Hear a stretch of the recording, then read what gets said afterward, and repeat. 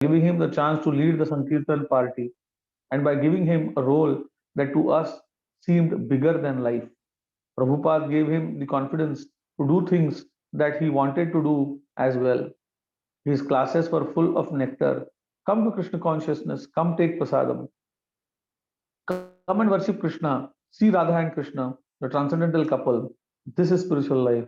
It was always positive side.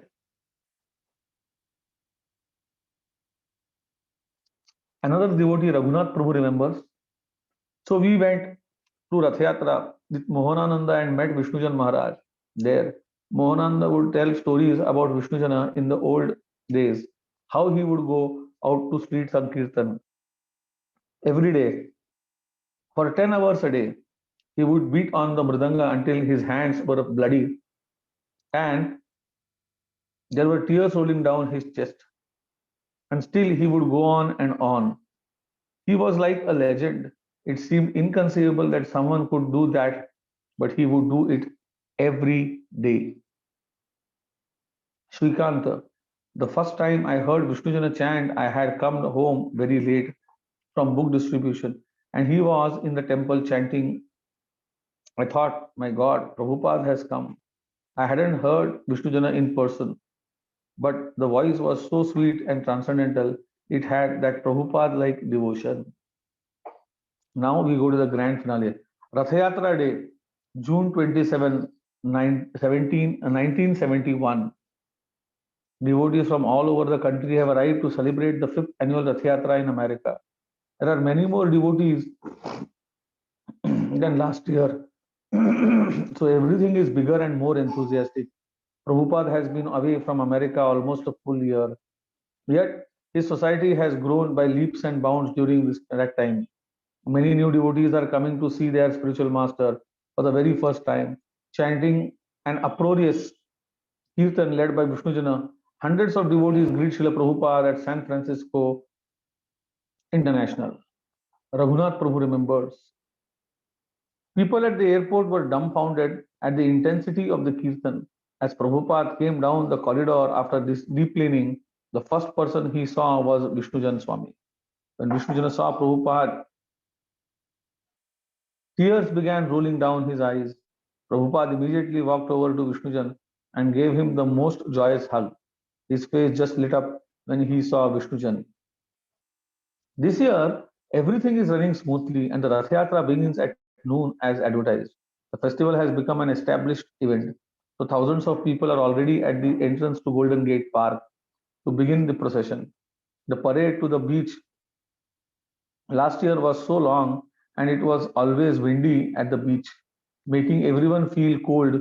So this year the festival site is set up at Lindley Meadows. The Austin devotees are amazed to see how much love and veneration everyone has for Vishnujan Swami. They had no idea how exalted he was in eyes of other devotees. He was simply their very special friend. Now they are constantly being reminded how lucky they are to be with Vishnujan Maharaj.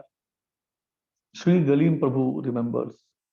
I had expected after I met Vishnujana that all devotees would be like him. That when I went to Rath Yatra, I found out that wasn't so. I felt very fortunate to have his association. The first time I saw him play the drum was in San Francisco. Rath Yatra was wonderful. Vishnujana Maharaj was the center of the kirtan, and all the devotees were rallying around him. The kirtans were addictive. It was indescribable. I have never experienced anyone who could lead kirtan like that. Your heart would just melt. Chiranjeeva. There was no Mridanga or Vishnujana Maharaj. There was no Mridanga for Vishnujana Maharaj.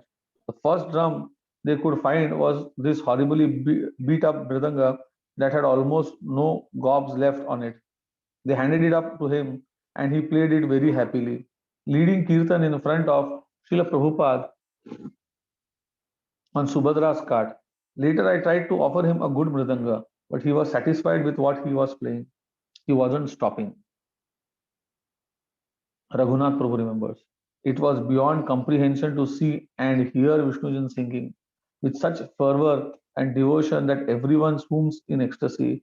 His kirtans were so surcharged with loving emotions. This guy was incredible. When he sang, wall stones would melt. It was so powerful. I heard from Mohanananda that it was almost like legend to see a Rath Yatra with Vishnujan. Pranavalla Prabhu remembers.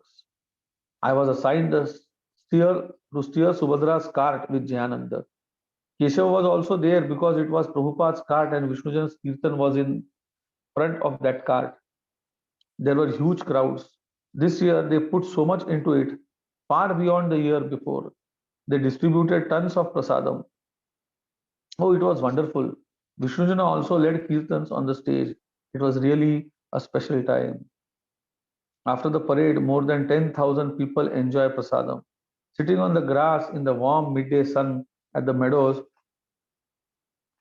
Prabhupada wanted the festival to be huge, and a lot of LA devotees have helped, making it a spectacular celebration.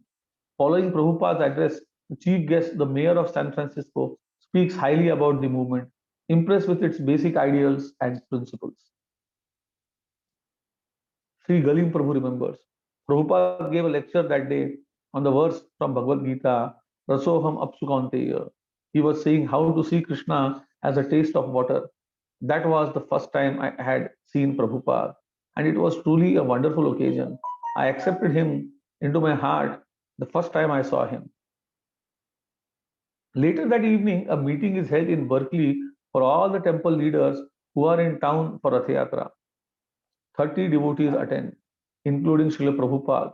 Prabhupada asks his sannyasi disciples, so Vishnujan Maharaj, how many temples have you opened?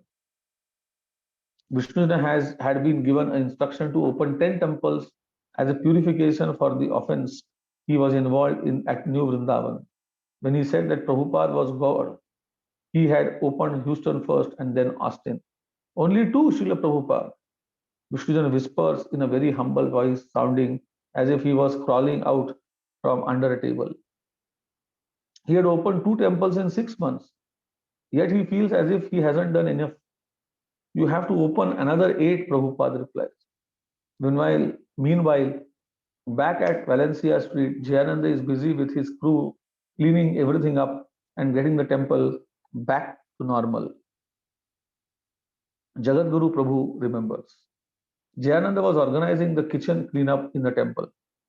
He got me into it when he mentioned that there would be prasadam for the big cleaners, for the big cleanup crew. One by one, everyone in the kitchen disappeared as they finished. I was working on a big stove and was the last one to go. When I left the kitchen, there was nobody around. So I thought, oh, no prasadam. I started down the hallway, and as I passed a window, I heard voices. That window went straight onto the roof. I looked out the window, and there was Jayananda with a big pot of hot halwa. All the kitchen cleanup devotees were out there taking prasadam. Some were already lying on their backs. Immediately, I went out the window to get my promised prasadam. Los Angeles, July 1971. When Prabhupada returns to LA after Rath Yatra, almost everyone follows, like a hive following the queen bee. This is a joyful time for Srila Prabhupada. The last time he was in LA 1 year ago, he had left for India under intense circumstances caused by disturbance of the conspiracy issue. But now everything has turned out for the best by the mercy of Krishna, and the society has grown stronger than before. His four sannyasis are preaching more powerfully than ever, and many more sannyasis have been made since then. The loving reciprocation between the spiritual master and the disciples is the component that makes spiritual life successful. And everyone is experiencing the bliss of devotional service under the guidance of His divine grace. Prabhupada is satisfied that the movement's growth is pleasing to his Guru Maharaj, Srila Bhaktisiddhanta Saraswati Thakur. Vishnujana meets his divine grace and arranges a darshan to introduce the Austin Bhaktas to their spiritual master. Prabhupada just beams with delight. Seeing the new men, while introducing Vijahari, Vishnujana explains, oh, he has this great vehicle that can go anywhere. It's called a Land Rover. Srila Prabhupada, and we use it in Austin for all our Sankirtan. Hearing about the Land Rover, Prabhupada quips, every sannyasi should have this because it could go anywhere and a sannyasi should go everywhere and preach. All week long, Vishnujana Swami is back in town. He takes the Sankirtan party out every morning to downtown LA and has everyone jumping up and down blissfully for hours in front of the bullocks. Must be some place there.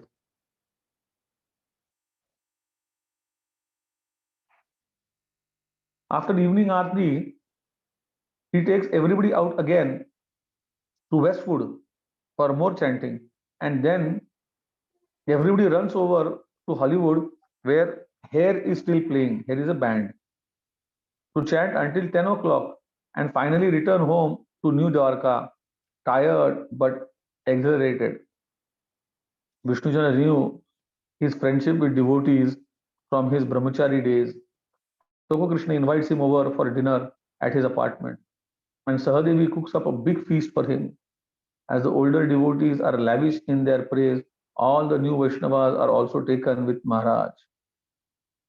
Gopa Vrindapal Prabhu remembers. I was a brand new bhakta, and I remember one devotee lady, Prishni, and was introducing me to things as we worked in the kitchen. There is this one devotee who Prabhupada has claimed that the perfect voice for glorification of Krishna. As best she could, she was quoting a letter that Prabhupada wrote. That was the first time I heard about him. Means about Vishnujan Maharaj. Everyone was buzzing. Vishnujan Maharaj is here. It didn't mean much to me because I didn't really know what the matter meant, except that everyone was enlivened enough for it to be something significant. Somebody took me upstairs to the Brahmachari ashram, and he was standing at a mirror putting on his tilak. Right next to the mirror, the Shikshashtakam has written in calligraphy. When he turned around, he stopped and smiled. I was trying to be cool because I was new. My attempt was to show that I had some substance also. I said, "Hey, what's the stick?" He had a danda. He put his hand on my shoulder and looked around as if to see if someone else was going to hear and whispered. And he told in his ear to keep woman away. He was joking. Everybody burst out laughing, including me. He said it jokingly, under his breath, almost mimickingly. Then he looked at me as if wondering if that met my approval. Everybody was laughing, so I could. Okay, that makes sense. Then we all walked downstairs for Sandhya Aarti. He led that Aarti with harmonium. His singing voice was phenomenal, and his devotion came through it. I remember being really impressed, and all the devotees were super enthusiastic. That was a high point in my initial period in LA Temple. He also went out on Sankirtan with us to Hollywood Boulevard on the weekend. I remember that being really exuberant, it was one of those big whirling devilish type kirtans, and we were knocking non devotees off the sidewalks like they were bowling pins, and at the same time demanding that they chant the holy name. He was leading the kirtan, but he wasn't as crazy and wild as some of the rest of us. There was some to do about his being in LA because everyone remembered him so fondly. So for today, we'll stop here and we will continue on Monday. So thank you very much for all of you. I've got ulcers in my mouth, so it's becoming difficult to read.